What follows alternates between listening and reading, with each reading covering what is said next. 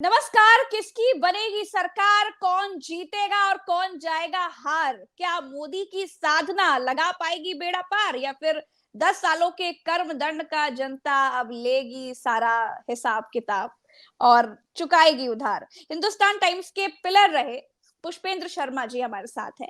वरिष्ठ पत्रकार पुष्पेंद्र शर्मा जी तमाम अपने आकलन से हमेशा चौंका देते हैं।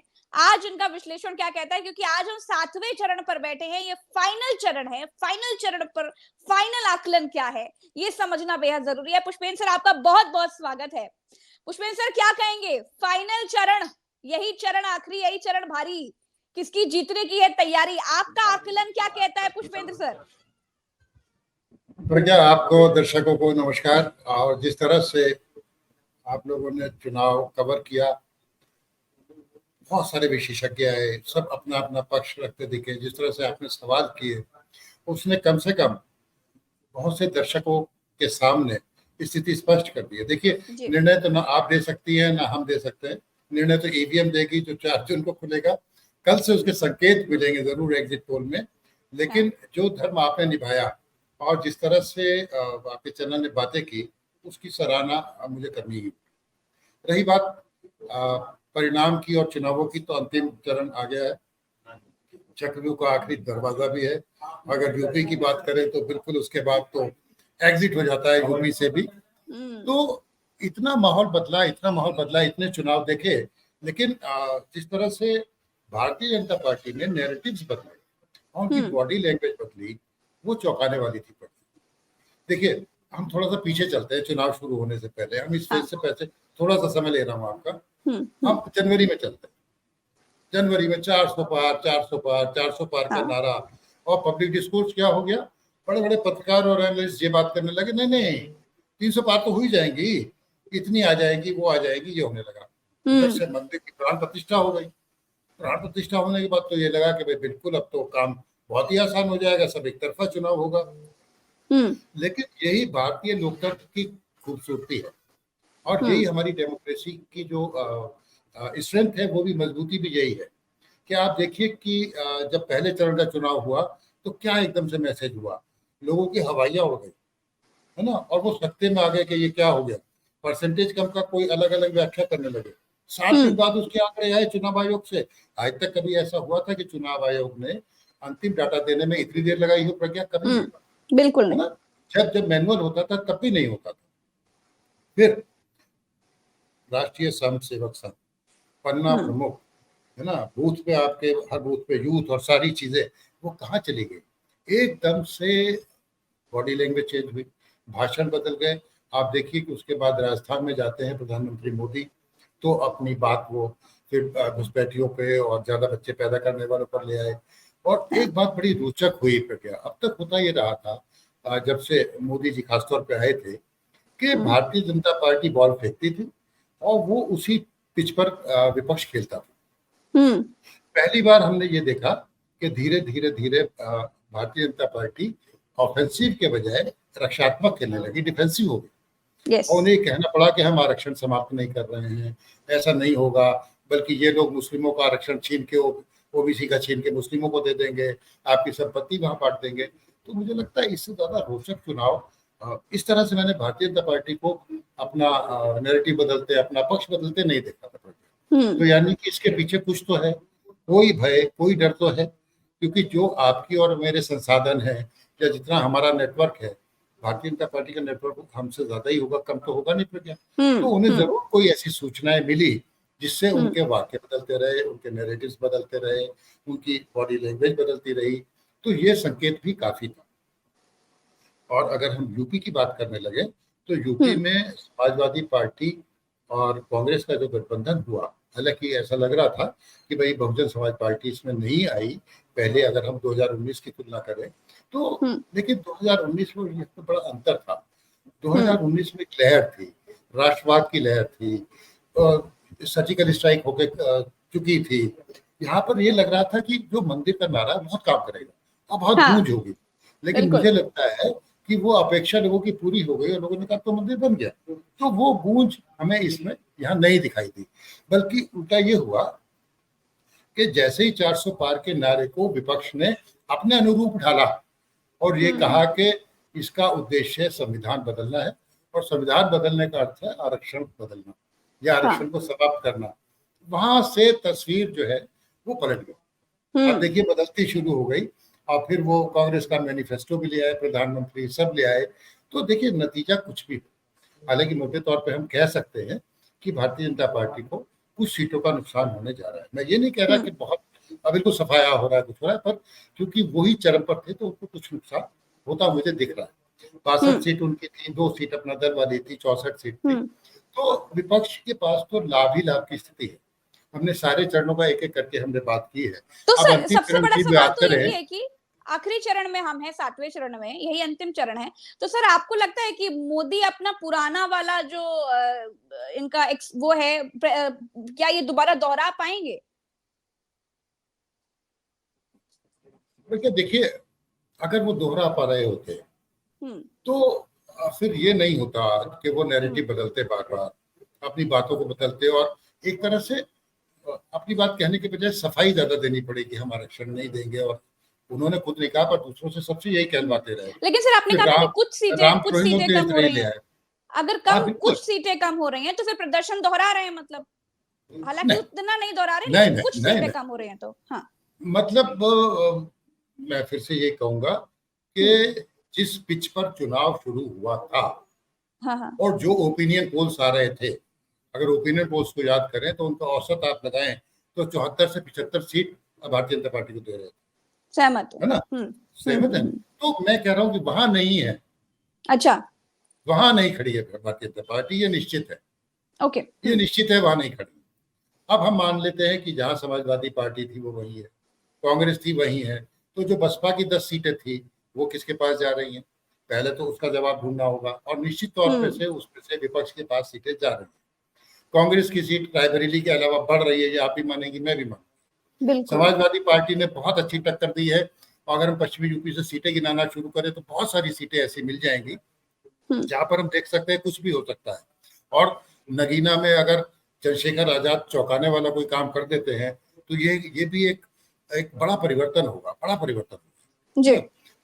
और दूसरा हमें ये जवाब मिलेगा कि जो मायावती जी का कार्डर वोटर है, जिसको हम जाटा वोट कहते हैं, वो कहाँ गया, उसके मन में क्या आशाएं हैं, क्या आकांक्षाएं हैं, महिलाओं ने किस तरह से रिएक्ट किया है, हमें बहुत सारे जवाब मिलेंगे 4 जून को। तो बात अगर हम 7वें चरण की करें तो भाई वाराणसी है, तो आप भी मान लेंगे, मैं भी मान लूंगा कि भाई वहां तो शायद ये हो रहा है कि भाई जीत का अंतर कितना रहता है ना। अभी तक भी कोई ऐसी आवाज सुनाई नहीं। तो अगर जीत के अंतर की बात है तो पूरा भारत का बीजेपी का नेता बनारस में क्या कर रहा है, ये भी तो सर सवाल बन रहा है। देखिए वो तो जब तो मोदी जी का करिश्मा तो अकेले काफी है। नहीं, बॉस तो ध्यान लगाने चले गए ना, तो इसलिए बाकी लोग जो बॉस की टीम के लोग हैं ना, जो लेफ्टिनेंट्स होते हैं वो आ जाते हैं मोर्चा संभालने। गोरखपुर पर भी कोई दिक्कत हो सकती है, लेकिन वहां मुझे लगता है कि शायद बराबरी हो जाए। अगर हमें बात करनी चाहिए तो रोचक सीटों की करनी चाहिए जहां पे कुछ चेंज होगा। क्या बांसगांव बदलेगा? हाँ। क्या गाजीपुर बदलेगा? ढूंढने हैं, वो वहां से ढूंढने हैं। और देखिए भाई नरेंद्र मोदी भी इसी फेस में है, अनुप्रिया पटेल भी है, रवि किशन भी है, महेंद्र पांडे भी है, और फिर अफजाल अंसारी है। तो आखिर किसकी बात करेंगे भाई? वाराणसी, गोरखपुर, देवरिया, कुशीनगर, सलेमपुर, यहाँ मोटे तौर पे आप जो जानकारी मुझे मिल रही है, यहाँ पे भारतीय जनता पार्टी थोड़ा सा एज पे दिखाई देती है। अच्छा। बिल्कुल दिखाई देती है, ये मैं आप भी मान लेते हैं। लेकिन गाजीपुर में जहाँ अफजाल अंसारी को क्या मुख्तार की मौत के बाद सहानुभूति मिल रही है, ठीक है ना, ये हमें देखना होगा, है ना। बलिया में तो चंद्रशेखर जी की थाती, उनके पुत्र नीरज शेखर लड़ रहे हो, और फिर भी वो सीट जो है चर्चा में हो कि वहाँ कोई स्पष्ट कहने की स्थिति में ना हो, तो मैं तो इससे विपक्ष की रणनीतिक जीत तो मानूंगा। वो जीतते हैं नहीं जीतते, लेकिन अगर बलिया में ये सवाल खड़े होने लग जाए तो प्रज्ञा, मैं तो इसे विपक्ष की रणनीतिक जीत मानूंगा अगर ये सवाल खड़े हो जाते हैं वो भी। और फिर घोसी का क्या होगा?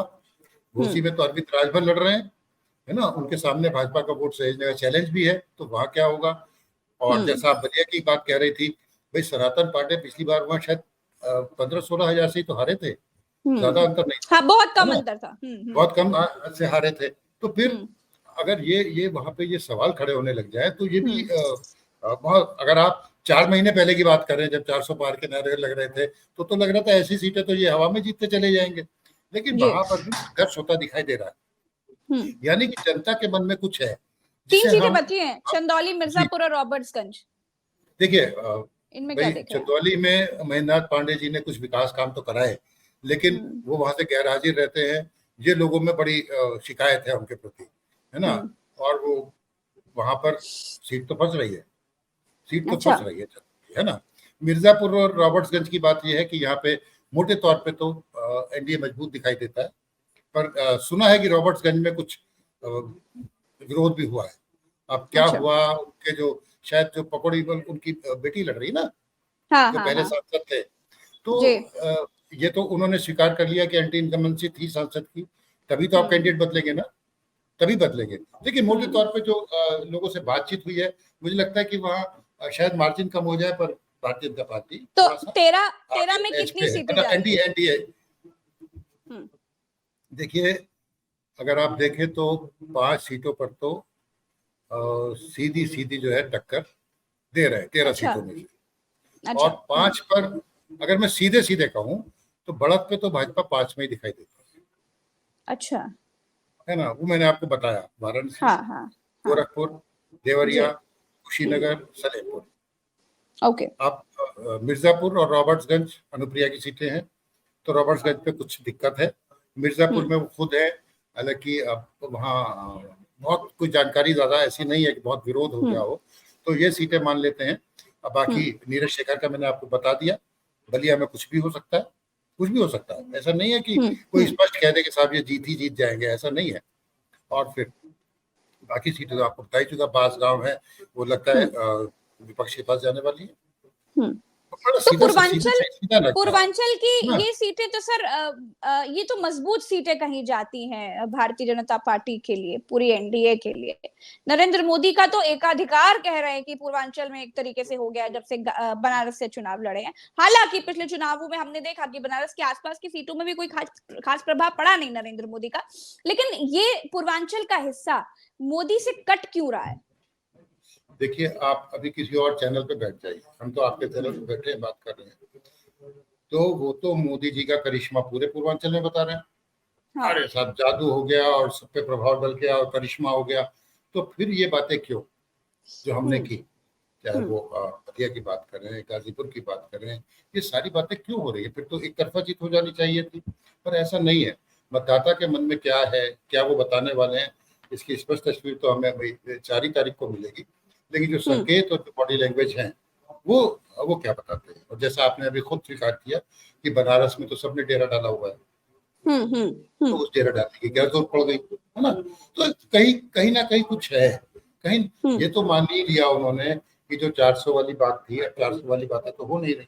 जो ओपिनियन पोल वाले थे जो 75 सीटें दिलवा रहे थे भारतीय हम्म जनता पार्टी को, और आपने भी अभी उनके इंटरव्यू देख लिए होंगे, वो भी कह रहे हैं कि चुनाव बदल रहा है, उन्हें भी बदलता हम्म हुआ दिखाई देता है, बातें भी बदल रही हैं। अब वो कई जगह कांटे की बात कर रहे हैं। तो देखिए जो मतदाता है ना हमारा, और जो हमारा भारतीय लोकतंत्र है, इसकी बड़ी खूबसूरती है। मतदाता कोई आके डंका नहीं पीटता, आम वोटर नहीं पीटता कि हम ये दे आए वो कर आए, सारी बातें तो बताता भी नहीं है अपनी मन की। अपनी मन की बात तो ईवीएम में वोट लगा के आ जाता है, बटन दबा के हम्म आ जाता है, चला आता है। तो ये जरूर है, बहुत सारे जवाब हमें मिलेंगे, और जिस तरह से लोगों ने मन बदला है। और देखिए बाकी मुद्दों के साथ साथ जातीय समीकरण तो कहीं हिलने वाले हैं नहीं, वो तो वहीं रहेंगे। हम्म अब कौन सी जाति हम्म। कहाँ जाती है, अब उसमें प्लस होता जा रहा है गठबंधन के पास। अब देखिए कि अगर समाजवादी पार्टी के साथ कांग्रेस है, कांग्रेस का हर एक जगह पे थोड़ा बहुत वोटर है जो जी। आराम से जाता है, डाल के आता है। और अल्पसंख्यकों में, खासतौर पर मुस्लिमों में, ये संदेश चला गया था पैन इंडिया में कि अगर भारतीय जनता पार्टी से कोई लड़ रहा है तो कांग्रेस लड़े, हम्म या अगर केंद्र में कोई बदलेगा तो सपा। और इनका जो हुआ उससे बहुसंख्यक, मुझे लगता है ये जितनी जो मुस्लिम समर्थन है जो गठबंधन को, मतलब मैं ये तो नहीं कहता 100%, लेकिन लगभग 100% की तरफ हम्म उनको वोट मिल जाते हैं। कई जगह पर उन्होंने सोशल इंजीनियरिंग बहुत अच्छी की, जैसे कि जनरल सीट पे दलित को उतार देना। तो ये ऐसे प्रयोग हैं जो मुझे लगता है कि गठबंधन के पक्ष में जाते मुझे दिखाई देते हैं। और भारतीय जनता पार्टी में जिस तरह से अंदरूनी बातें आई और मतदान के बाद स्मृति ईरानी का भी जिस तरह से कमेंट्स आए, तो ये कुछ ऐसा होता है, हमने बहुत से चुनाव देखे पड़ गया, ये हताशा में ही होता है। हमारे यहाँ भी एक बड़े नामी गिरामी मोदी जी कह रहे हैं भूचाल आने वाला है 4 जून के बाद हिंदुस्तान के इतिहास की, मतलब राजनीति में। हाँ, तो राजनीतिक भूचाल तो दोनों तरह से होगा ना। अब वो आप समझ ही रही हैं कि मैं यही समझना चाह रही हूँ। मोदी जी तपस्या करने चले गए हैं, अखिलेश कह रहे हैं कि तपस्या करने इसलिए गए हैं ताकि वापस आए तो कह सके तपस्या में ही कोई कमी रह गई थी, और उधर कह रहे हैं मोदी जी ने खुद कहा है कि राजनीतिक भूचाल आ सकता है। क्या होने वाला है सर? आपको पता है तपस्या में कमी का सेंटेंस कब पहली बार बोला था? हाँ बिल्कुल, जब किसानों का आंदोलन हो रहा था। यस, तो उन्होंने कहा था हमारी तपस्या में कोई कमी रह गई और हम समझाने में विफल रह गए। अब ये दर्शक और ऊपर छोड़ देते हैं कि वो समझेंगे कि कौन सी तपस्या में उनकी कमी रह गई उसकी, या मतदाताओं के लिए 10 साल कुछ काम करने की, उनकी अपेक्षाओं को पूरा करने की, या देश में प्रेम और सौहार्द का वातावरण पैदा करने में विकास। तो इस बार जनता 10 साल के कर्मदंड का हिसाब किताब करने वाली है, या फिर मोदी जी कह रहे हैं कि 7 पीढ़ियों के पाप उजागर कर दूंगा अगर मैं मुंह खोलूंगा तो? देखिए, ये जो सेंटेंस है और जो मनमोहन सिंह जो कभी बोलते नहीं है, आज पहली बार बोले हैं कि भाई ऐसी हेट स्पीच या इस तरह के भाषा या इस तरह के भाषण किसी प्रधानमंत्री ने कभी इस देश में नहीं जी।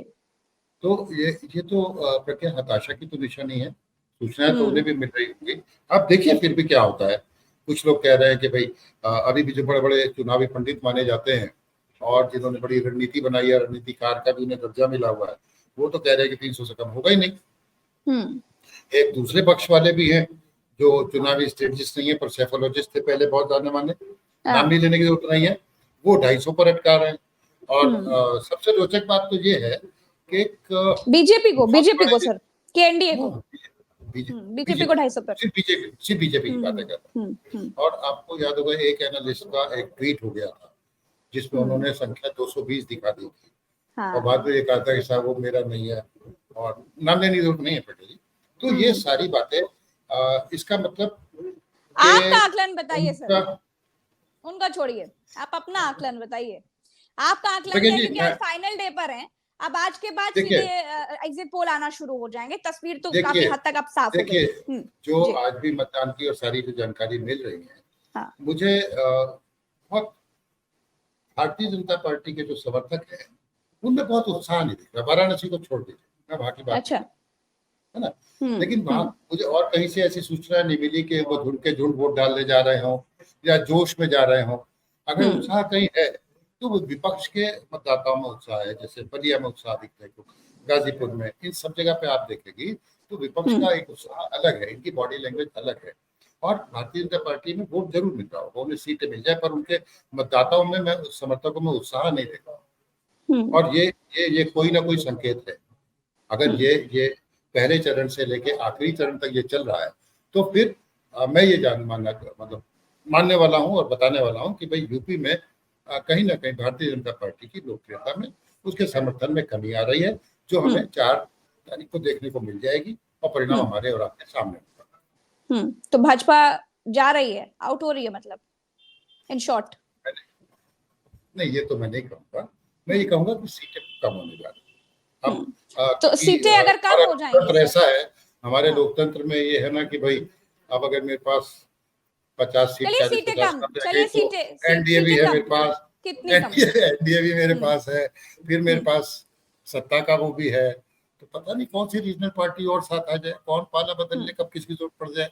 तो अभी के अनुसार आज 4 के बाद जो भूचाल आना है, 4 के बाद जो भूचाल आना है, किसके लिए? एनडीए के लिए या इंडिया के लिए? सिंपल आखिरी सवाल, एनडीए के लिए या इंडिया के लिए? पूरी राजनीति में आप देखिएगा सारे दल इधर उधर अलग अलग दिखाई देंगे आपको। कौन कहाँ पाला बदल रहा है, कौन कहाँ जा रहा है, ये सब हमें देखने को मिलेगा और बड़ा अच्छा लगेगा। और दूसरी बात ये है, एक बात कहना चाहूँगा कि लोकतंत्र में बदलाव बड़ा अवश्यंभावी है।